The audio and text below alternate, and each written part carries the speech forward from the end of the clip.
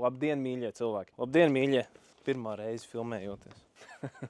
Sveicināti visi mīļie cilvēki, dārza mīļi, dārza entuziasti un visādi citādi brīvo dabu mīlošie cilvēki. Mani sauc Mārtiņš Veismanis. Es pārstāvu kompāniju Husqvarna Latviju. Mēs nodarbojamies ar Husqvarna zīmolu izplatīšanu Latvijā jau vairāk kā 20 gadus. Man ir bijis tas gods šajā kompānijā strādāt tuvu 15 gadiem, tā kā arī ir iekrājusies kaut kāda pieredze. Un šogad mēs esam izlēmuši veidot nelielu video sēriju cilvēkiem, kuri vēlas mazas, bet pamanāmas izmaiņas savā dārzā, kuriem varbūt nav tik liela praktiskā pieredze, kuriem varbūt nav pieejams profesionāļu konsultācijas. Tad mēs šo te informāciju caur savu, kā manu, amatieru praktisko pieredzi pieaicināsim arī kādus profesionāļus, lai pastāstītu, kā darīt lietas labāk. Kā sagatavot zālienu, par mēslošanu, kā apgriezt dzīvžogu. Ja nu jums dārzā ir gadījusies sūna, kā tikt ar to galā, kā izmantot vertikulātoru vai skarifikātoru un tā tālāk un tā joprojām.